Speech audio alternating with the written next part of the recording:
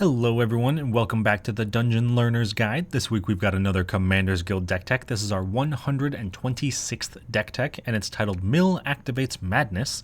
And if you haven't seen the show before, what we are doing is randomly selecting a card from Scryfall.com, working with a budget of $100 or less and building a commander deck for Magic the Gathering around a theme of the chosen card. So this week our random card was actually suggested to us by Neat over on YouTube. And that card is Tariel, Reckoner of Souls.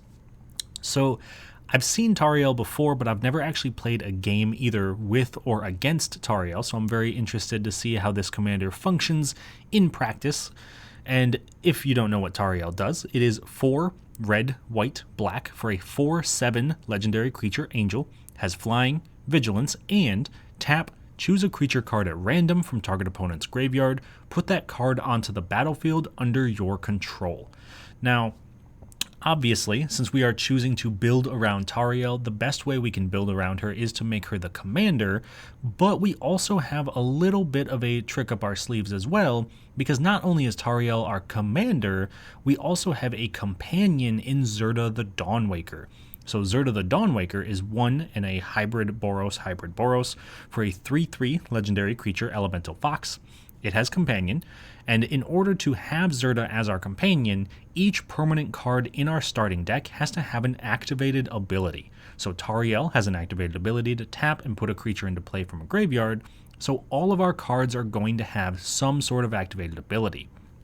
And then, if we have Zirda in play, abilities you activate that aren't mana abilities cost 2 less to activate, but this effect can't reduce the mana in that cost to less than 1, and 1 tap. Target creature can't block this turn. So we are building a Mardu activated ability style deck because every single card has to have activated abilities, but of course we do have some other themes in the deck as well. So the first theme that I would like to highlight for this deck is actually going to be the activated abilities, but specifically activated abilities that care about the graveyard. So in that case, we have Extractor Demon, which is 4 black for a 5/5 demon, flying. Whenever another creature leaves the battlefield, you may have target player put the top 2 cards of their library into their graveyard, then unearth for 2 and a black. So since we're caring about activated abilities, Unearth is an activated ability, but more specifically, it cares about being in the graveyard, and Extractor Demon cares about creatures being in play and then milling our opponents when they die. So we can make sure that we are filling up our opponents' graveyards, letting Tariel reanimate things that we need, and also filling up our own graveyard because we're going to have creatures that care about being in our graveyard, so we can unearth them, we can flash them back, we can do whatever else we need to do to get them out of the graveyard. So no matter whether it's cards going into our opponent's graveyard or cards going into our graveyard, we'll be happy either way, and that's going to be a big way that our deck actually starts to function and could hopefully push us toward a victory at the end. Our next theme is going to be a little bit different, but kind of along the same vein. It's discard. Another way to get cards into our graveyard, rather than just milling, is going to be discarding them. So we have cards like Bitter Reunion, which is 1 and a red for an enchantment, and when Bitter Reunion enters the battlefield, you may discard a card. If you do, draw 2 cards, and we can also pay 1 and sacrifice it to give creatures we control haste until the end of turn. Most of the time that last clause isn't going to be as relevant to us. It's really in here so that we can discard a card and then draw 2. So it's card selection, not necessarily card advantage, because we're technically down 2 cards and then up 2 cards. So we kind of net neutral on it. But we can put something like Extractor Demon into the graveyard, we can unearth it, we can continue on, and then eventually as the game progresses, we can give our creatures haste, which is super important considering Tariel is a massive 7 mana from the command zone, and we would love to be able to activate her the turn that she comes into play. So as you can kind of see so far, we care pretty heavily about the graveyard. But our last theme is going to be specifically about what happens in the process of getting cards from our hand into our graveyard, because we are talking about madness. one of the biggest things that we're going to be able to do in this deck is discard a card and then cast it for its madness cost, and then eventually when it dies it goes to the graveyard, and then we'll have ways to get it back.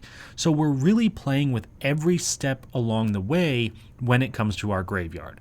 So we are putting things in by milling, we are discarding, and then if there's something that's discarded that we don't necessarily want to be discarded, we can just cast it for its madness cost. And a great example of that is Hellmongrel, which is 3 and a black for a 4/3 Nightmare Dog. You can discard a card and Hellmongrel gets +1/+1 until end of turn, and it has madness for 2 and a black. So the way that madness works is going to be very unique in this one, because when we discard it, we actually discard it into exile. It will never hit the graveyard unless we choose not to cast it for its madness cost. So it's a little bit weird. So if we have cards that care about something going into the graveyard and then coming out of the graveyard, that isn't triggered by madness, so that is something to be aware of. But as you can see, we're a very graveyard-centered deck, and all of these cards do also have some sort of activated ability. And the nice thing about all of this is that if we have something like Zirda in play, and we have Extractor Demon in the graveyard, we can unearth it for only a single black mana. Also relevant to note, Madness is not technically an activated ability. Hellmongrel counts because it has the discard a card activated ability, but Madness will not be reduced by Zirda. So as we're going through this, and as we'll talk a little bit about later, that is something to pay attention to. But with all of that out of the way, let's take a look at some of our key cards in the deck. And these are the cards that are incredibly important for our strategy and what we're trying to do, and most of the time are going to be the reasons that we're winning some games. So the first key card that we're going to talk about is Battle Mage's Bracers. Battle Mage's Bracers is 2 and a red for an equipment. Equipped creature has haste. Again, haste super important. And whenever an ability of equipped creature is activated, if it isn't a mana ability, you may pay 1. If you do, copy that ability. You may choose new targets for the copy, and it equips for 2. So in other words, if we equip this to Tariel and then tap Tariel and pay 1 additional mana, we get to reanimate 2 creatures out of our opponent's graveyards. That can be very, very powerful on a lot of our creatures because they have very powerful activated abilities that we would love to copy if we get the chance. And being able to just reanimate 2 creatures, or maybe discard multiple cards and pump up our team, or give our creatures haste, doing whatever we're doing with our activated abilities is gonna be even better if we're doubling it. Maybe not necessarily the giving of haste, but still something that's relevant to pay attention to. Our next key card is going to be Anji Falconwrath. So again, another discard outlet. This one is 1 black-red for a 1/3 vampire. She has haste, and you can tap her to discard a card and draw a card. And whenever you discard a card, if it has madness, untap Anji Falconwrath. So one of the nice things about Anji is that she's essentially giving any cards in our hand the ability to cycle. We can discard them and draw a new card. But because we have so many cards with madness, if we discard a card with madness, we can then cast it, and Anji untaps, letting us draw another card and discard another card. So Anji is a really big engine in this deck and really pushes us to do a lot with the cards that we have, filling up our graveyard, drawing us new cards, casting madness cards. Anji does a little bit of everything and is really benefited from the cards that we're playing in the rest of the deck. And then finally, we have our final key card, which is Life's Finale. And this looks a little bit weird because why would we put a board wipe as one of our key cards? But let's read the card and then I'll explain it a little bit. So Life's Finale is 4 black for a sorcery that says destroy all creatures, then search target opponent's library for up to 3 creature cards and put them into their graveyard. Then that player shuffles their library. That doesn't seem initially super relevant. We're probably getting rid of our opponent's best 3 creatures, but how does that benefit us? And then you have to remember, Tariel can reanimate creatures from the graveyard. So if we are filling an opponent's graveyard with the 3 best creatures they have, we can then cast Tariel, hopefully have a haste ability so that way we don't have to wait a turn, and then get one of those 3 creatures, presuming that there's nothing else in their graveyard for us to get. Although it is completely random, so maybe we'll get the best thing, maybe we'll get the worst thing, but we can make our odds a little bit better with Life's Finale by picking and choosing what we get. So normally I wouldn't put a board wipe in our key card section, but with Tariel, this is essentially acting as a tutor of sorts out of our opponent's libraries, so I thought that that was relevant enough to include. Anyway, that is it for our key cards, and the next thing that we've got to do is talk a little bit about some cool interactions in the deck. Now, these are cards that either synergize very well together, are a little bit of a combo on their own, or sometimes are just unique enough that I wanted to talk about them. So the first cool interaction we've got this week is between Bog Witch and Staff of Domination. Bog Witch is 2 and a black for a 1/1 spell shaper. We can pay a black, tap it, discard a card from our hand, and add black, black, black to our mana pool. On the other hand, we have Staff of Domination, which is 3 mana for an artifact. We can pay 1 to untap it, pay 2, tap it, gain a life, pay 3, tap it, untap target creature, pay 4, tap it, tap target creature, pay 5, tap it, draw a card. So there's not a lot of immediate notices about this interaction, but what we can do is actually use Bog Witch to essentially discard a card to make 3 mana, which is going up on 2 mana, and then use it to activate Staff of Domination, which, again, doesn't immediately feel great. It's 1 mana to untap it, 2 mana to tap it, so essentially we could just gain a life and leave it untapped, and that's the extent of this interaction, but we're generating mana faster than we may be able to otherwise, so we could possibly draw more cards, tap creatures, untap creatures, and then if we combine this with Zirda, all of the Staff of Domination abilities are going to be reduced by 2 mana, down to a minimum of 1, so it's still going to cost 1 mana to untap, but now it's also going to cost 1 mana to gain a life, 1 mana to untap target creature. So we could use Bog Witch, Zirda, and Staff of Domination to make a ton of black mana by untapping Staff of Domination and the Bog Witch to actually go up on mana as long as we have cards to discard. So that's a little bit convoluted and a little bit complicated, but I thought it was important enough to highlight. I personally don't 100% know if there is an infinite combo in here. I imagine that somewhere, somehow, it's possible. If you know of a way, I'd love to hear it down in the comments. Please do let me know. I know Staff of Domination is pretty easy to break, but I kind of want to see Bog Witch be a part of that, so let me know if there's any combos or any cards you can think of that would actually turn this into an infinite loop. I'd love to hear about it. But let's move on to our next cool interaction, which is going to be between Cavalier of Flame and Cursed Mirror. So, first up, Cavalier of Flame is 2 red, red, red for a 6/5 elemental knight. You can pay 1 and a red. Creatures you control get +1/+0 and gain haste until the end of turn. When Cavalier of Flame enters the battlefield, discard any number of cards, then draw that many cards. And when Cavalier of Flame dies, it deals X damage to each opponent and each planeswalker they control, where X is the number of land cards in your graveyard. So, Cavalier of Flame, super great on its own, gives haste to our team, lets us draw cards, lets us discard cards, does damage to our opponents. It's really an all-star in the deck, and I could have put it in the key cards section, and honestly, I kind of debated it, but I wanted to talk about its interaction with Cursed Mirror, because Cursed Mirror is 2 and a red for an artifact that taps for red mana, but as Cursed Mirror enters the battlefield, you may have it become a copy of any creature on the battlefield until the end of turn, except it has haste. So that means that we essentially get 2 Cavalier of Flames, but the second one has haste. That is a hasty 6/5 creature that can give the rest of our team haste, that can give everything +1/+0, that's going to be drawing us cards, discarding us cards, and if it happens to die in combat, we'll still do the damage like normal Cavalier of Flame would. So Cursed Mirror is incredibly powerful in this deck given how many creatures we have with activated abilities. The ability to just copy something with haste is super, super powerful. So copying, of course, one of the best creatures in the deck in Cavalier of Flame makes it even better. But those are our cool interactions for this week. And the very last thing we're going to have to talk about for the actual deck tech portion of this deck is the price of the deck. And so this week, the price of our deck wound up being $95.09, with a good portion of that going to Illusionist's Bracers, which is $6.96. Now, normally, when we're talking about our most expensive card, they tend to be a little bit more expensive than this.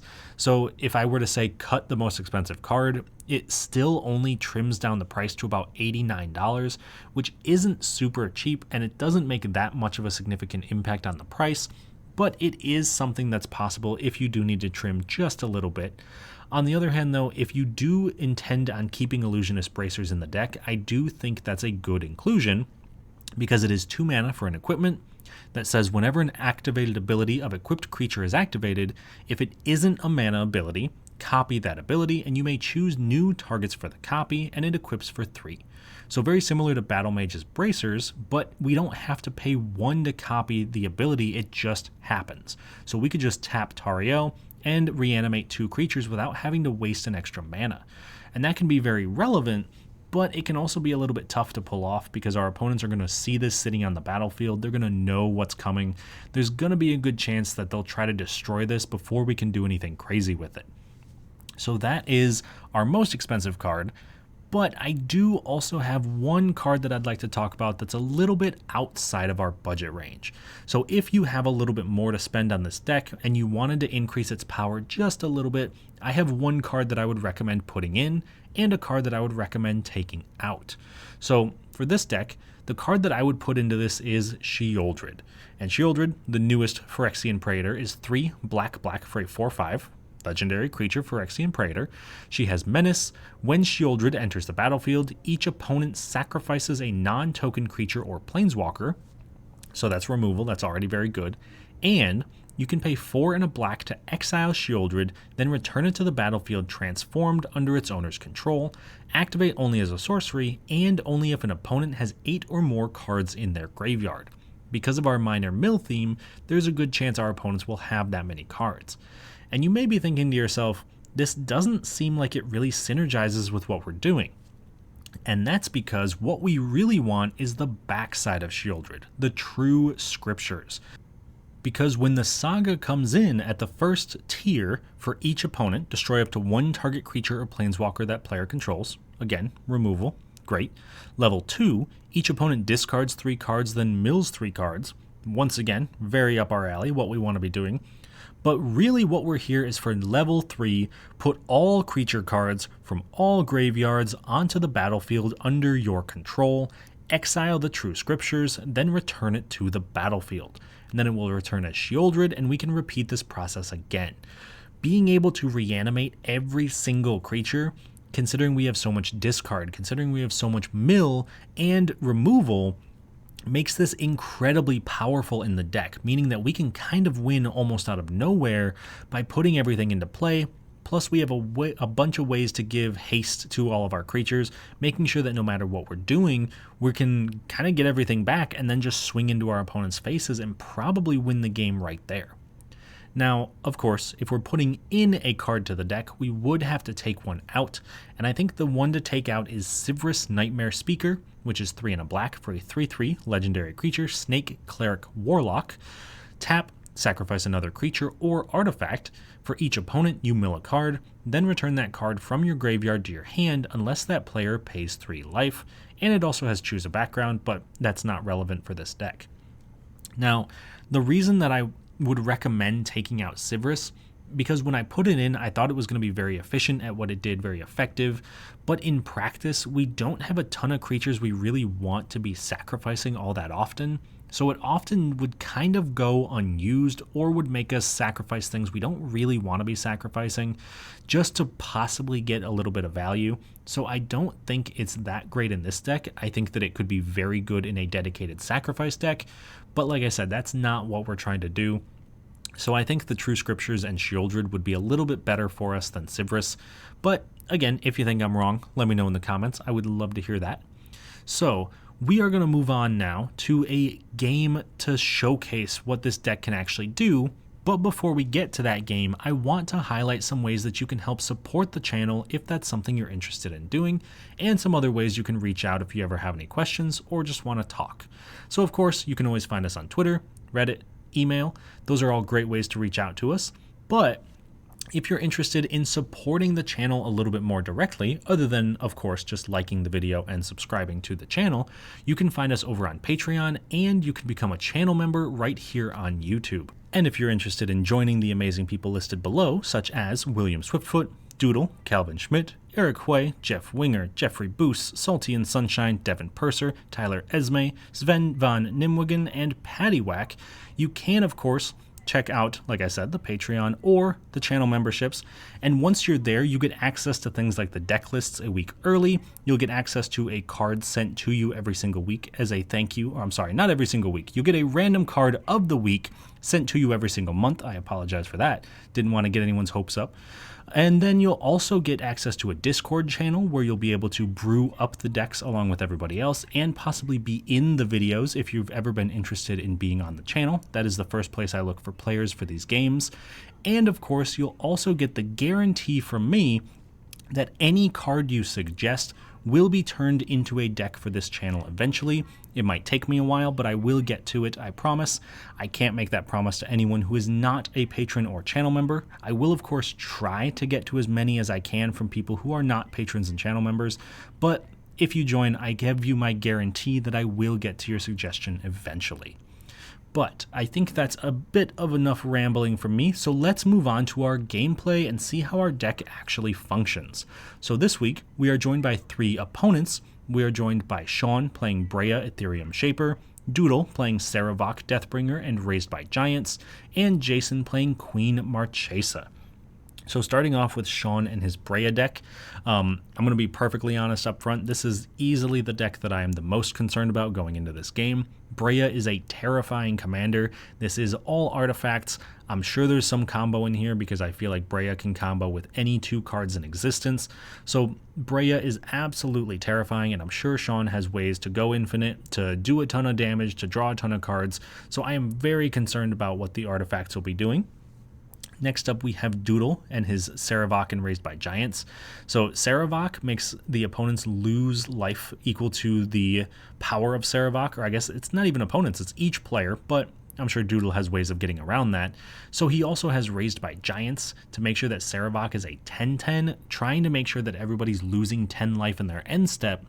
And then essentially, other than that, this is a turbo fog deck. So he wants to be playing as many fogs as possible, preventing combat damage, making sure that there's nothing his opponents can do to make permanents leave the battlefield. So that way they're kind of sitting there helpless as he just slowly chips away at their life totals. So we've seen this deck before. We didn't really get to see it go off. In fact, the last time that I played against this deck, he didn't cast a single fog. So not quite the showing he was hoping for. Hopefully this time it'll be a little bit better. And then, of course, last but not least, we have Jason playing Queen Marchesa. This is his newest deck, and it's very politics-oriented. He wants to prevent people from attacking him. He wants to give them reasons to attack each other. He wants to give his opponents benefits from attacking each other, or maybe for voting for things that he wants to vote for. So I'm, again, very interested to see how this deck functions. Queen Marchesa is always a ton of fun to play against, even though it's a little bit vicious sometimes. So I'm very excited to see how it turns out. Let me know down in the comments if you think any of these decks might be more difficult for our deck to take on. Let me know which of the decks you find the most interesting, or even just tell me which one you think was the MVP for the game. So with all of that being said, I think it's time we actually jump into this game, and I will talk to you all once it's done. At the start of the game, Shawn goes first, followed by Doodle, Jason, and then myself. On Shawn's first turn, he plays a Mistvault Bridge. Doodle plays a Tower of the Magistrate and casts Wayfarer's Bauble. Jason plays a Marsh Flats, sacrificing it to search his library for a Savai Triome, putting it into play. I play a Castle Ardenvale tapped. Shawn plays a Razortide Bridge, then casts a Soul Ring, and then uses that to cast a Thought Vessel, gaining no maximum hand size. Doodle plays a Swamp and sacrifices his Wayfarer's Bauble, searching his library for a basic land, putting it into play tapped. Jason plays a Swamp and casts Bloodthirsty Blade. I play a Swamp and cast Heirloom Mirror, which can be tapped to discard a card, pay 1 life, draw a card, mill a card, and put a ritual counter on it, transforming it when there are 3 counters on it. Shawn plays a Plains and casts Padim Consul of Innovation, giving his artifacts hexproof, and letting him draw a card in his upkeep if he controls the artifact with the highest mana value. Doodle plays a Field of Ruin and casts his commander Sarevok Deathbringer, making each player lose life equal to Sarevok's power in their end step if a permanent didn't leave play that turn. Then, in Doodle's end step, he loses 3 life to his own commander. Jason activates Bloodthirsty Blade, equipping it to Sarevok, giving him +2/+0, goading him. He then plays a Mountain, and casts Termination Facilitator, which can tap to put a bounty counter on target creature, and destroys a creature with a bounty counter on it when it's dealt damage. Then, in his end step, he loses 5 life from Sarevok. I play a Mountain, and simply pass, losing 5 life at the end of turn. In Shawn's upkeep, he draws a card with Padim, then plays an Evolving Wilds, sacrificing it to search his library for a basic land, putting it into play tapped. After that, he casts Thopter Assembly, which returns to his hand in his upkeep and makes 5 1/1 Thopter tokens if Shawn controls no other Thopters. Doodle plays a Woodland Chasm, then casts Assassin's Trophy, destroying Padim, letting Shawn search his library for a basic land, putting it into play. Then, since Sarevok is goaded, Doodle attacks Shawn for 5, but Shawn responds by casting Swords to Plowshares, exiling Sarevok and gaining Doodle 5 life, since Sarevok had 5 power. Jason plays an Exotic Orchard, then casts Smothering Tithe, making a treasure token whenever an opponent draws a card unless they pay 2 mana.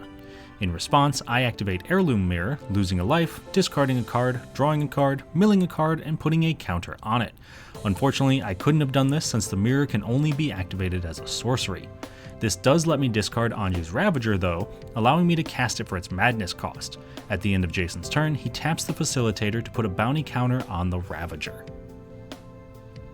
When I draw for turn, Jason makes a treasure token, then I play a Gaia Reach Sanitarium and cast Blood Tithe Harvester, making a blood token when it enters. After that I cast Mask of Avacyn, and move to combat, attacking Jason for 3 with the Ravager, discarding my hand and drawing 3 when it attacks, making 3 more treasure tokens for Jason.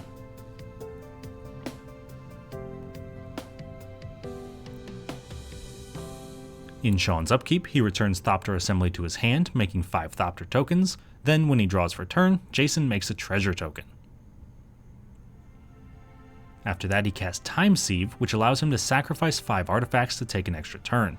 He also recasts Thopter Assembly. This combination of cards allows him to take infinite extra turns by returning the assembly to his hand every turn and sacrificing the 5 Thopters to make an extra turn. Unfortunately for Shawn though, Jason has an answer, casting Fracture to destroy Time Sieve with the assembly on the stack. Shawn is able to activate the Sieve once, sacrificing the 5 Thopters to take an extra turn, then the Sieve is destroyed. When Shawn draws for his extra turn, Jason makes another treasure token, and he also returns Thopter Assembly to his hand, making 5 Thopter tokens. After that, he casts Dimir Signet, and also casts Thopter Spy Network, making a Thopter in his upkeep if he controls an artifact, and also drawing him a card whenever an artifact creature deals combat damage to an opponent. When Doodle draws for turn, Jason makes another treasure token. Then he casts Witherbloom Apprentice, gaining a life and making each opponent lose a life whenever he casts or copies an instant or sorcery. After that, he sacrifices Field of Ruin to destroy Jason's Exotic Orchard, letting each player search their library for a basic land, putting it into play tapped. On Jason's turn, he casts Cut a Deal, letting each opponent draw a card while he draws 3. This also makes him 2 more treasures, since Shawn is the only one able to pay for Smothering Tithe. He then casts his commander, Queen Marchesa, becoming the monarch when she enters. He equips Bloodthirsty Blade to Witherbloom Apprentice, goading it and giving it +2/+0, then drawing at the end of turn because he's the monarch. Also at the end of turn, he activates the Facilitator, putting a bounty counter on my Blood Tithe Harvester. Still at the end of turn, I once again activate the mirror, paying a life, discarding a card, milling a card, drawing a card, and putting a counter on it, letting Jason make another treasure token. When I draw for my turn, I pay for Smothering Tithe, then play Bojuka Bog, exiling Shawn's graveyard. After that, I cast a Soul Ring, followed up by casting Chaos Wand. I move to combat and attack Jason for 3 with the Ravager, discarding my hand, drawing 3 cards, and making Jason 3 treasure tokens. Then Jason takes 3 and I become the monarch.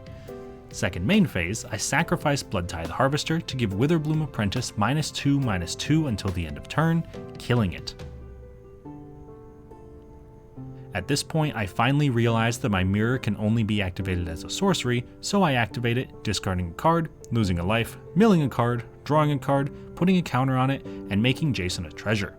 This finally transforms the mirror into Inherited Fiend, letting me pay 3 mana to exile a creature from a graveyard and put a +1/+1 counter on it.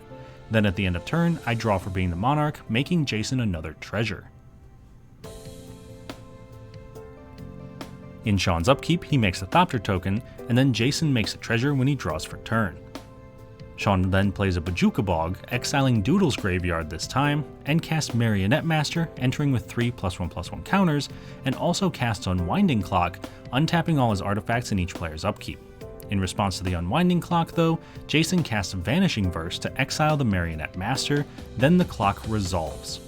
Shawn then moves to combat, attacking me with 2 Thopters, Doodle with 1, and Jason for 2. Before damage though, Doodle casts Darkness, preventing all combat damage that would be dealt this turn, so that Shawn doesn't draw 3 cards from the Thopter Spy Network.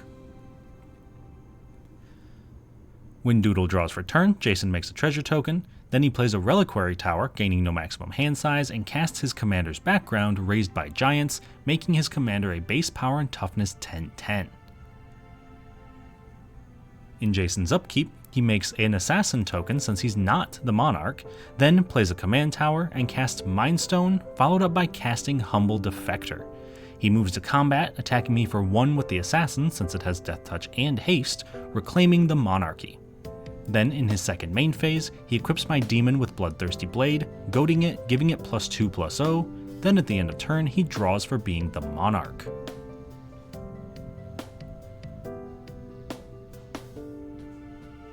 When I draw for my turn, Jason makes a treasure token, then I cast Illusionist's Bracers, followed up by casting Rakdos Locket.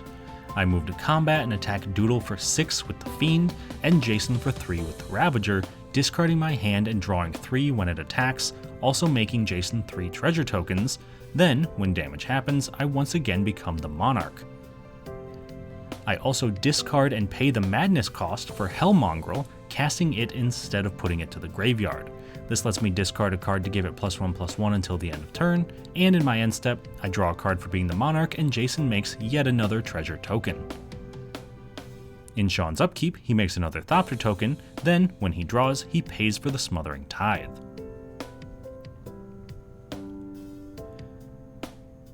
After that, he casts Arcane Signet, plays an island, casts his commander Breya Ethereum Shaper, making 2 more Thopters when she enters, and attacks me for 1, Doodle for 1, and Jason for 4 with all of his Thopters, but Doodle, once again, prevents the combat damage by casting Obscuring Haze.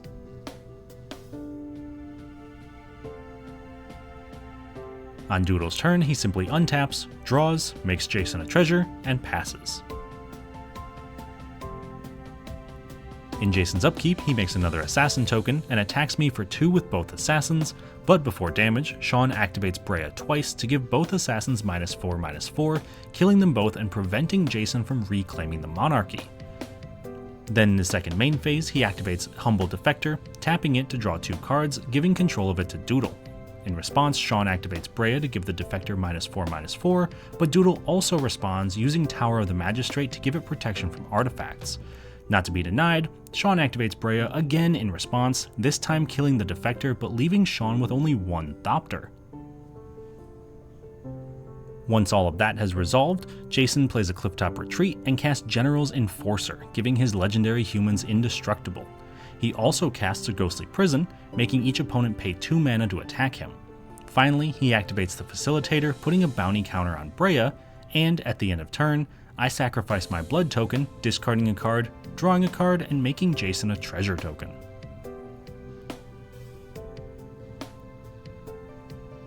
When I draw for my turn, Jason makes another treasure token, then I cast Realmbreaker the Invasion Tree, followed up by casting Felden of the Third Path. I move to combat, attacking Doodle for 9 with the Demon and the Ravager, discarding my hand, drawing 3 cards, and making Jason 3 treasures. Before damage though, Doodle casts Fog of War, gaining 9 life and preventing combat damage from creatures with power 3 or less, meaning he only takes 6. In my second main phase, I play a Hive of the Eye Tyrant and then draw for Monarch at the end of turn, making Jason another treasure. In Shawn's upkeep, he makes another Thopter and then pays for Smothering Tithe when he draws for turn. He moves to combat, attacking Doodle for 4 with Breya and me for 1 with a Thopter, drawing 2 cards, paying once so that Jason only makes 1 treasure, then taking the Monarchy. In his second main phase, he plays a Steam Vents tapped and recasts Thopter Assembly, and also casts Baleful Strix, drawing a card when it enters, making Jason a treasure. Then at the end of turn, Shawn draws for Monarchy and Jason makes another treasure. Then when Doodle draws for turn, Jason makes yet another treasure, and Doodle simply passes. On Jason's turn, he plays his own Bojuka Bog, exiling my graveyard, and we also remember that Jason makes an Assassin in his upkeep.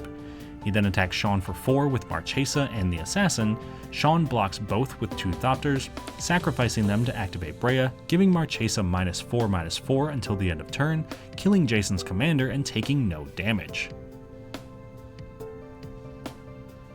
In his second main phase, Jason recasts Marchesa, becoming the Monarch when she enters the battlefield.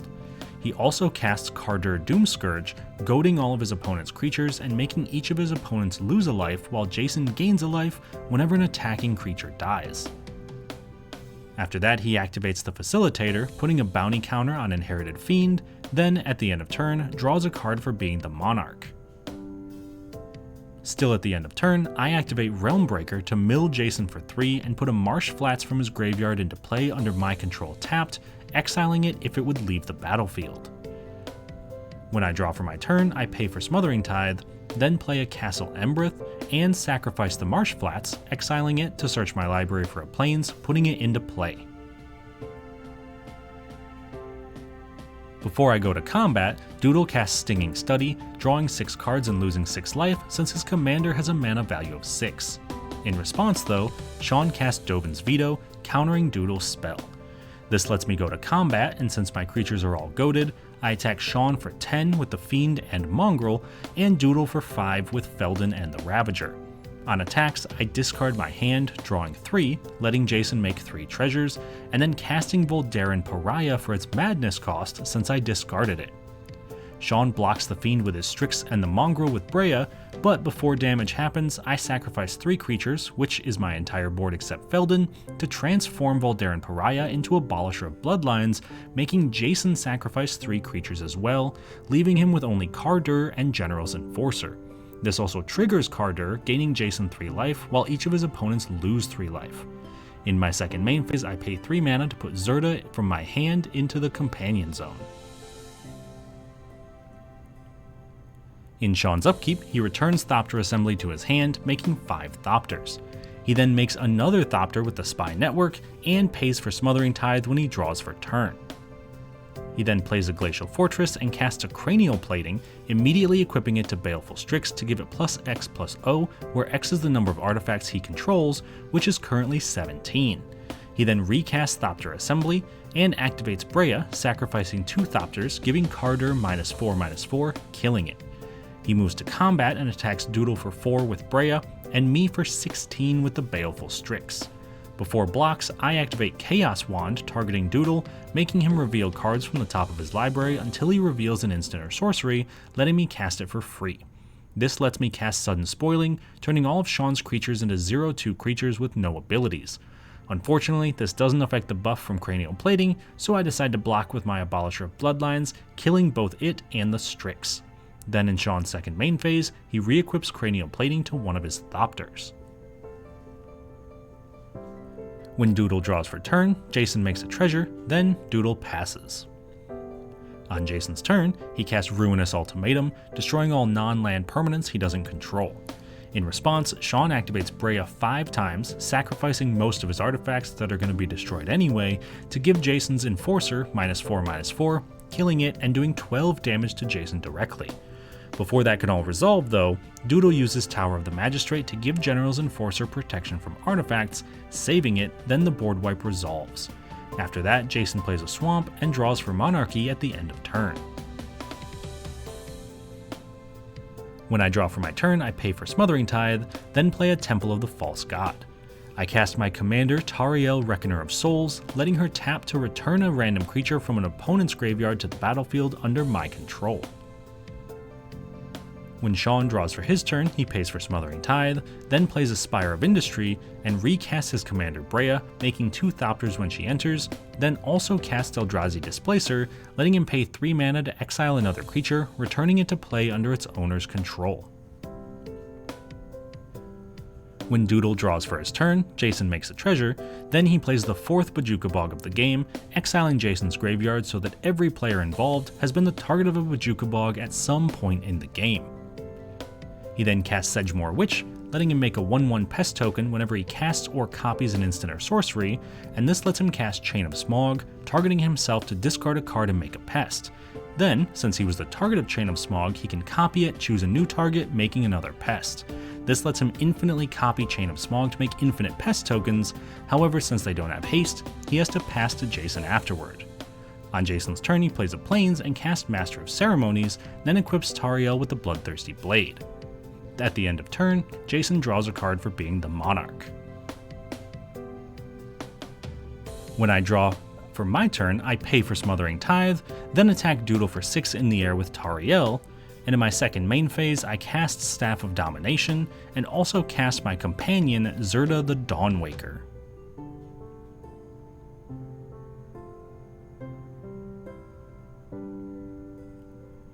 When Shawn draws for turn, he pays for Smothering Tithe, then plays a Sulphur Falls, and attacks Doodle for 2 with his Thopters.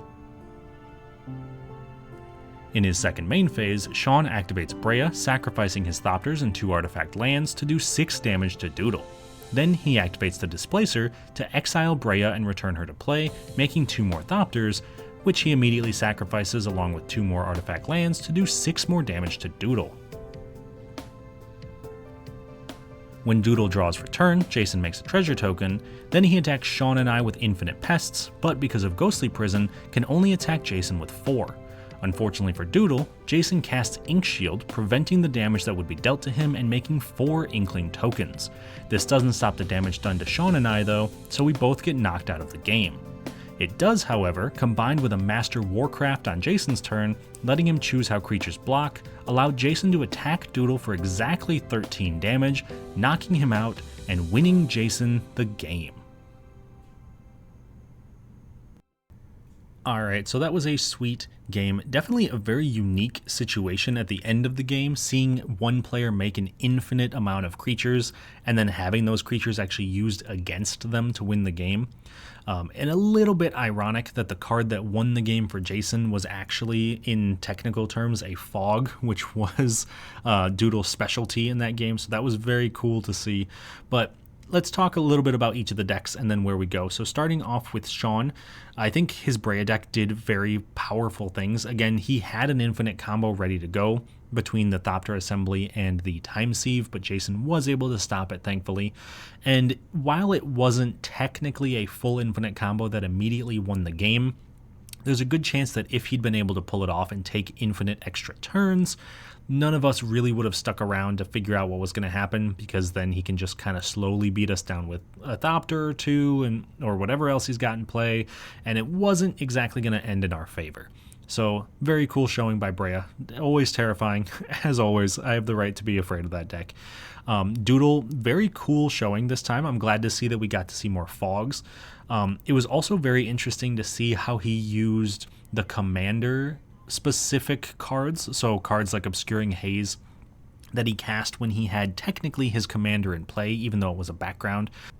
So a very niche interaction that I really like that he was able to take advantage of. And then, of course, making infinite pests at the end was very cool, even though he didn't quite win with them. And you may have been able to notice that each of his pests was actually a Colossal Dreadmaw. That is because Doodle is probably Colossal Dreadmaw's #1 fan. So, you know, if you got any Colossal Dreadmaw takes, I'd love to hear them. I'll send them Doodle's way. And then, of course, we have Jason's deck, the winner of the game, Queen Marchesa herself. Definitely benefited very early on from a Smothering Tithe that nobody was able to remove, making essentially 3 treasures every go around the table. Very, very powerful.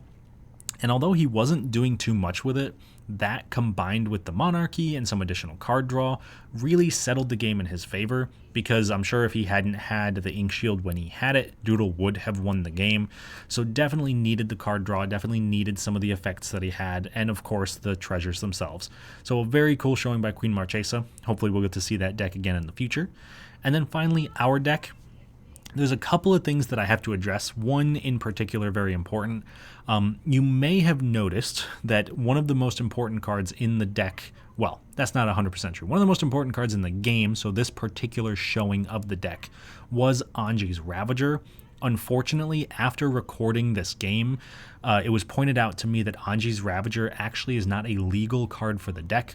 For some reason, when I put it in, I was thinking Madness counted as its activated ability. It does not. It only has triggered abilities, which means that we can't play Anji's Ravager along with Zirda as the companion. So if you are putting this deck together, you will have to swap out Anji's Ravager or take Zirda out of the companion zone. So I do apologize for that mistake. I'm not 100% sure how it slipped under the radar for me, but it was only pointed out by one of my patrons once the deck list went live last week. So unfortunately, I didn't have enough time to change that. So I apologize for that, but hopefully it doesn't mess things up too bad. I don't think it changed the outcome of the game too much. But other than that, I think our deck performed very well. We were definitely churning a lot of cards out of the graveyard, or I suppose into the graveyard. We were working on getting them out of the graveyard and didn't quite get there. We had Feldon, we had Tariel, but we never had a good reason to use them because there were never any great targets. That was partially due to the fact that every player at the table played a Bojuka Bog at some point, so not a ton of graveyards going around. A little unfortunate, but I do think that the synergies showcase themselves. We saw a lot of madness, we saw a lot of discard. I think the deck can perform very well, hopefully in a game that doesn't have quite as much graveyard hate. So let me know what you all thought in the comments. Let me know if there's any tweaks you think we should make to the deck. Let me know how the game went, who was the MVP. And other than that, I will talk to you all on the other side of the Dungeon Learner's Guide.